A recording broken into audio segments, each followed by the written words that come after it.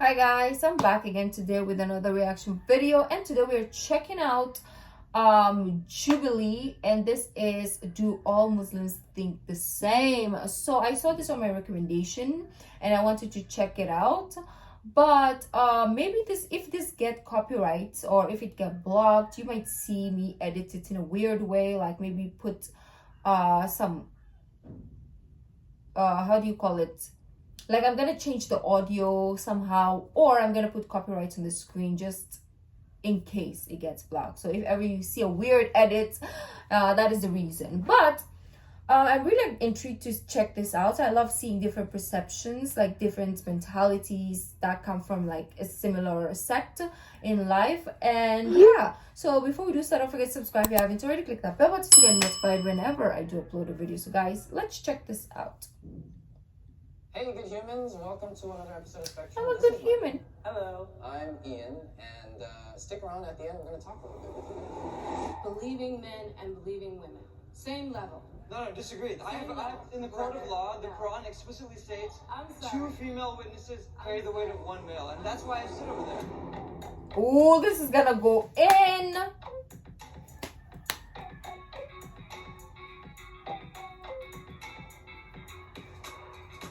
Oh, I like those heels. I pray 5 times a day. 3, 2, 1. Salah. Well, she's not even where she somewhat agree. I wish I lived there with you guys.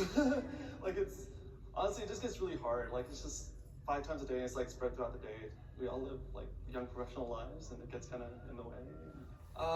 If I could quantify it, I'm averaging about 3 out of 5 prayers. I think I will find myself in prayer more when I'm in desperation.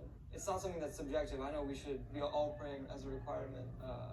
I just want to say it takes a lot of guts to be honest and say that. I honestly believe that if you feel it in your heart that you have a strong relationship with God, God will have mercy on you with whatever you're dealing with. So being on this line doesn't mean it's like a piece of cake Exactly. to do the 5 daily prayers. It is a struggle, it's a challenge. I was working in a corporate environment where I could not comfortably find a space, so I'd have to go pray in the car, in the parking lot.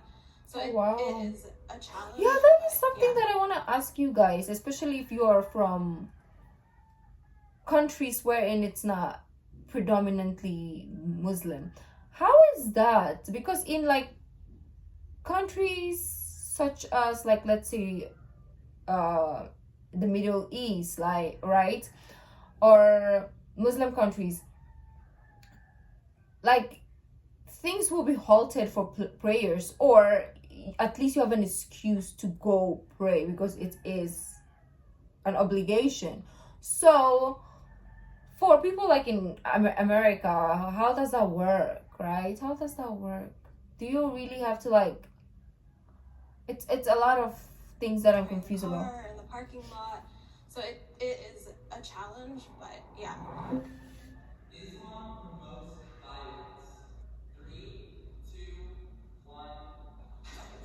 Oh, he's like confused or somewhat disagreeing.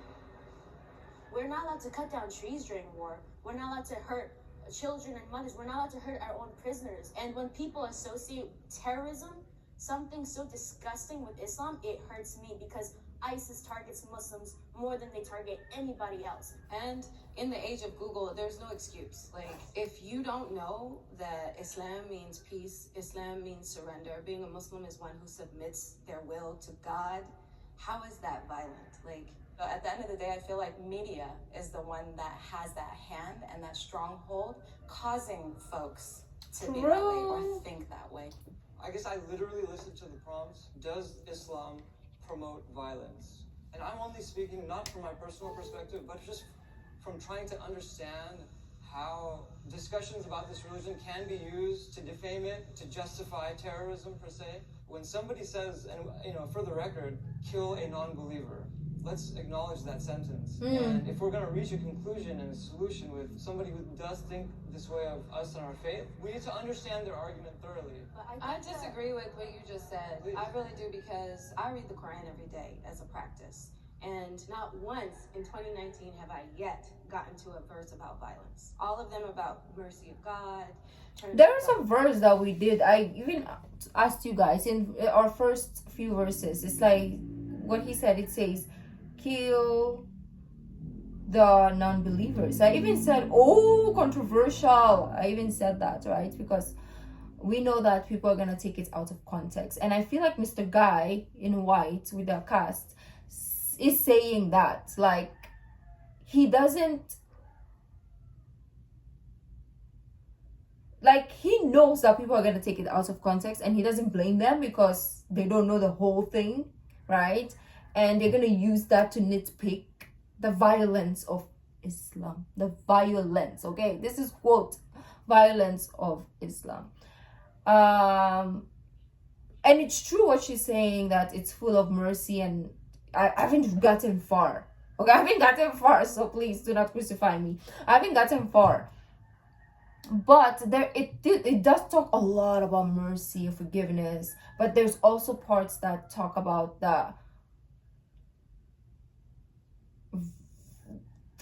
you know, but it's in self-defense, and it's also in like in different situations, right?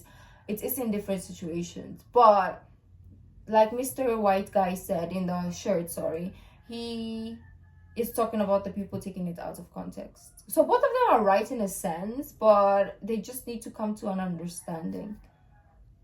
Yet gotten to a verse about violence. All of them about mercy of God, turn to God, God is with you.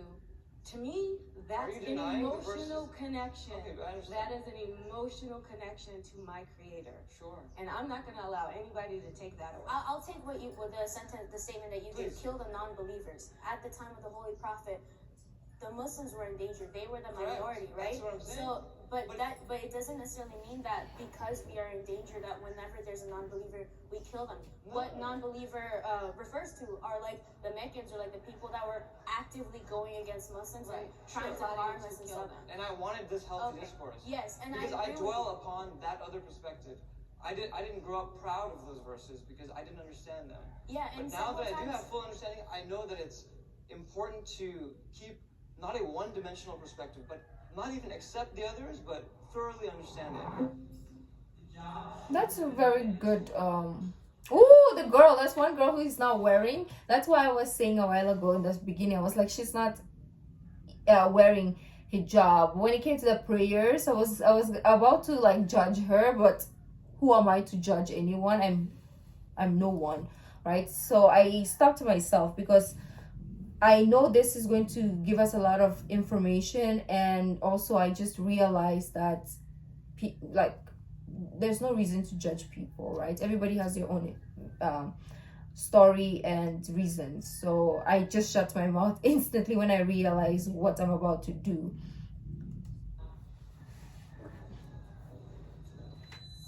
Oh, I have strong feelings. wait, I want to go back to the hijab. Hijab should be mandatory. The principle of modesty includes behavior as well as dress for both males and female. Mandatory. I have strong feelings. I just feel like it's a woman's right to cover if she wants to. And to tell a woman what to do with her body is totally against our Islamic principles. So, you know, being a guy here, I just made a really conscious decision to be like somewhat agree, because people don't understand that hijab is like a concept, as far as like it's not just like the actual headscarf. Islam really promotes the idea of modesty, and that's how you get closer to God. And if you feel like having a headscarf is a she's way to get confused. closer to God, then so be it. 100% agree with that, because it's not just a headscarf, it's your behavior, it's your personality, it's how you treat your friends and your neighbors. Yeah, for a lot of people, the process is build my courage, my bravery, my confidence, and then wear the scarf. For me, it was kind of reverse. I started with the scarf because I knew that I was not going to build that bravery unless I started wearing it. Because when you put it on, you start acting different. I like that perception, because yeah, because there is this show I was watching. It's like kids from different like cultures. It's a UK show. Kids from different cultures will go play together for a day, just so that they can be immersed in different cultures or nationalities and religion. And one of the girls was Muslim, and her parents, of course, and her elder siblings were wearing scarf. And this curious kid was like, what are you Christian? And she's like, no, I'm a Muslim. That is why my mom wears a scarf. And when I'm 9 years old, I will have to, I don't know what age, but she said, when I'm 9 years old or some age like that, I would have to wear it too. And the guy was like, why do you have to wear that on your head? It's like, what did she say? She said something very, very like, funny, but also very true. Like, when you dissect, it's very, very true.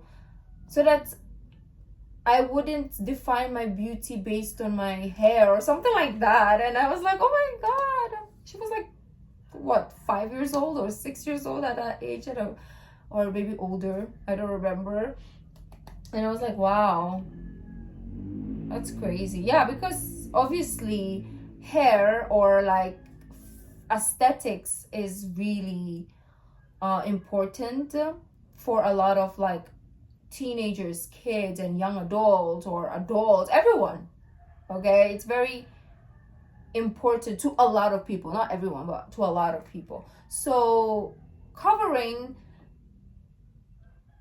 is like, it's like covering your beauty, right? It's like covering some parts of you, which is good, but it's also like, I don't know how to describe it, but the way that she's describing is so beautiful. It's not gonna build that bravery unless I started wearing it. Because when you put it on, you start acting different. You start acting nicer. You're kinder. Because now you're representing your religion, your faith. You make me think really deep about that, because I've been struggling. I wore it when I was about 15. I tried it out, but it's been a struggle because internally I want to be a better Muslima, that I'm going to represent to society before my outer side represents Islam. I face discrimination. Oh, this is gonna be agree. 2, 1. This is gonna be really agree, because even even me, I'm not even a Muslim, and I'm here just reacting and broadening my perception, and I already get discriminated because of that. So how much more for them, right? How much more? Me, I'm just sitting here, my own comfort in my own home, watching videos, and already happened. So how much more? So I feel bad for them. Though I'm not a traditional Muslim female, I don't wear the scarf. When I was younger, I'd be walking home from the masjid with my mom. She wears the hijab. This was before September 11th even happening. She would get teenagers in cars driving by, spitting on us, cursing at us. She would always say, just brush it off. When you show that you're a Muslim in any way, people kind of like, you get those glances every so often. But what happened was that after like all this like election things happened, it's funny, people who you grew up with, people who you knew your entire lives are kind of looking at you a little differently. You know, so that kind of threw me off a little bit. Yeah, like I still have, I don't know if they've changed now, but in the recent past, comments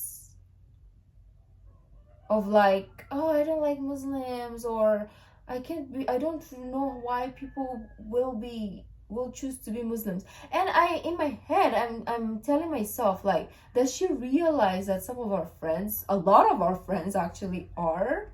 Does this person realize that with all these comments coming out of their mouth, and she's saying, oh, they're so toxic, they're always causing wars, and I'm like, we have friends that you hang out with. So are you associating these people that you know and you hang out with as the people that you describe? Some people are so dumb, you know? But people who you knew your entire lives are kind of looking at you a little differently. You know, so that kind of threw me off a little bit. I was like, wait a second, like, you know me.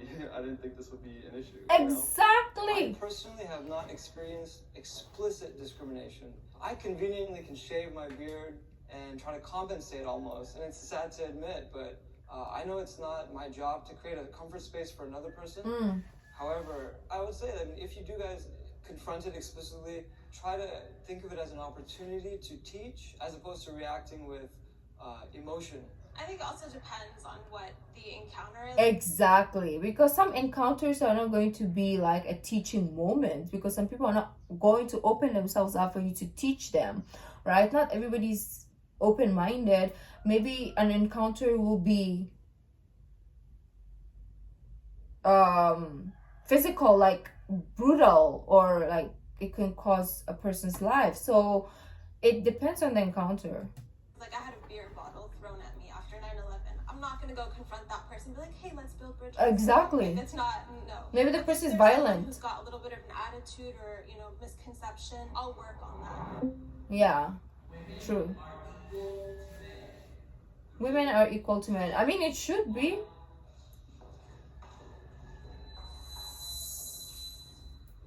I'm gonna sell it. You know what? When it comes to women are equal to men, I'm not saying it should be in a very far right feminist kind of vibes. I feel like in moderation things are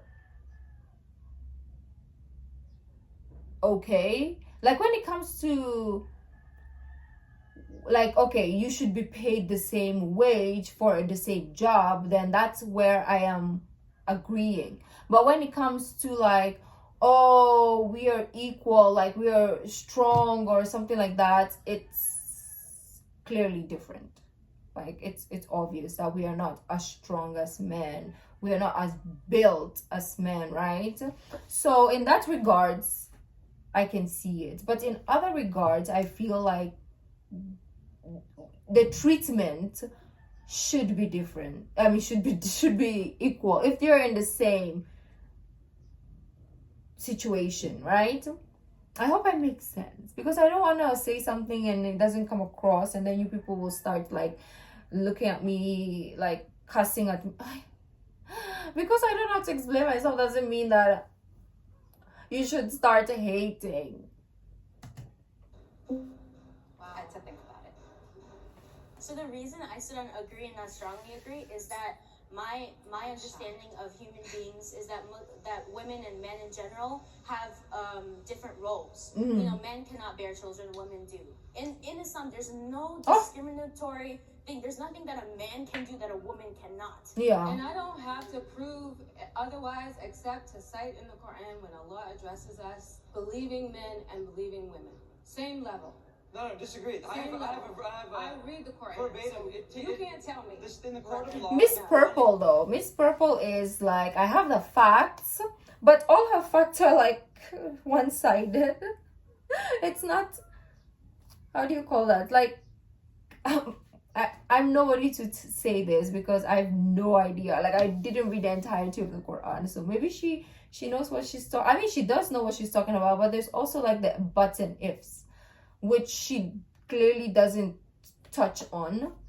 Explicitly states I'm sorry. 2 female witnesses carry the weight of 1 male, and that's why I sit over there. I personally feel, and if it were up to me, it would be 50-50. There is no discrimination on my personal bias, but why are you standing there? I'm acknowledging that the Quran prescribes something here, right? It's true, because there is part also wherein we reacted to that. I think it was in the, I forget the surah's name, but it was in a surah that talks about this percentage goes to a male, this percentage goes to a female, or if it is a daughter, if it is a wife, if it is like that, right? There's percentages, portions. And in that circumstance, it's not equal. Like, you can clearly see it's not equal, like, if you read it for yourself, right? I was even questioning, why is it that this person gets more and this isn't, like, I was questioning it. But in that circumstance, it's not equal. Like, you notice that females have it, like, I think higher or lower, I'm not even sure anymore. And yeah, let's go back. Islam, we do get equal opportunities. Scientifically, no, we're not equal. And that is what I'm trying to say. Like, it's not should be equal opportunity, but because in some areas, right, like really it's not okay. Equal opportunity, yes, in this life, in this world, yes, and like she said, scientifically, no. Because men can do things physically that we can't do. Exactly. Women can do things that men can't. I've tried So my question would be, what aspect are push-ups and I can't. Belief versus Islamic belief. But that's just my Islamic problem. belief, that's two different things. If I'm saying personally, I believe women can be greater than men. I believe women have. Islam says that. However, Islam promotes that. Okay, so it's females that get more. Yeah. Okay. You can be Muslim and part of the. I don't know. Yes, I think as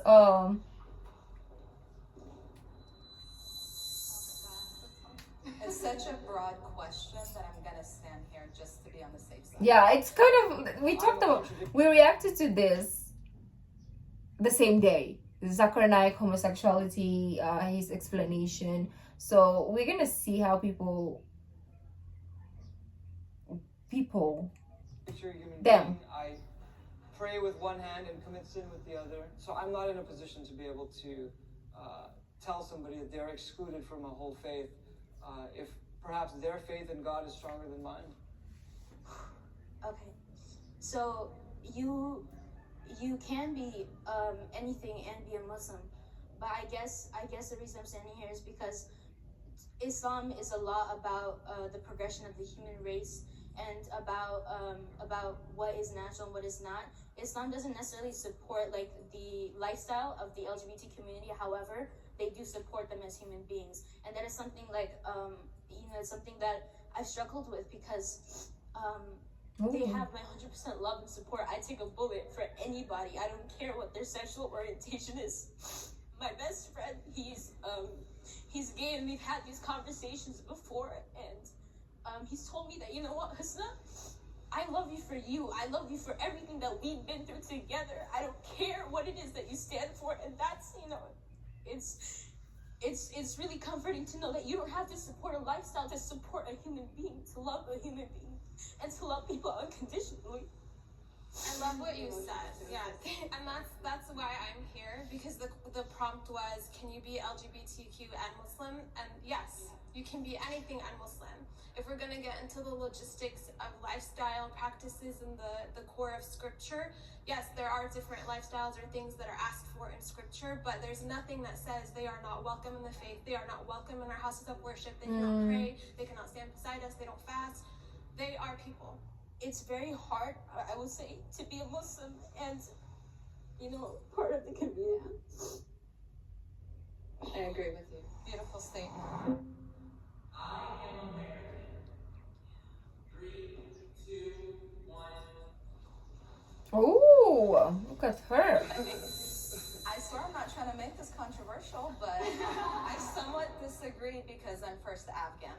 Then I would say I'm American.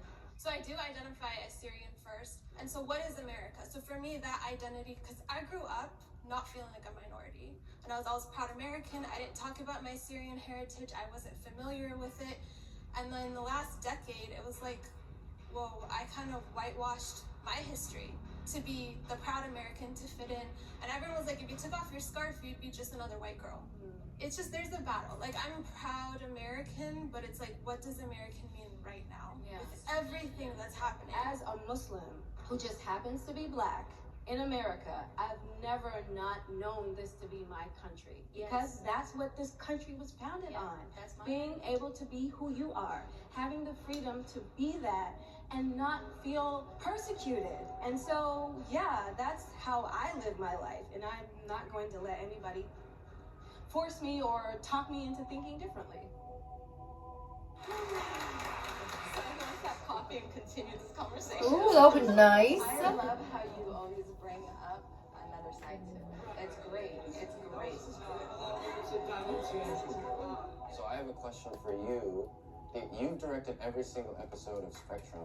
How do you go about finding out like what prompts to ask. Yeah, I know, right? A lot of research goes into these episodes. We try to meet with people from the group Oh. to help us come up with the prompts. We also Excuse ask me? you for some prompts. The way to do that is you follow. That is good. At least they, because it's hard. Like if I don't know anything about a topic, how would I go about it, right? So that is good. This is a very nice conversation or nice reaction actually, because I'm really intrigued. But let me know what other things you want to add on to all my rumbling. Maybe I did miss some point, or excuse me, who, or maybe I didn't understand something that you thought I should have. So let me know down in the comment section down below. If you like this video, don't forget to give this video a thumbs up, subscribe if you haven't already. I'll see you in the next video. Bye.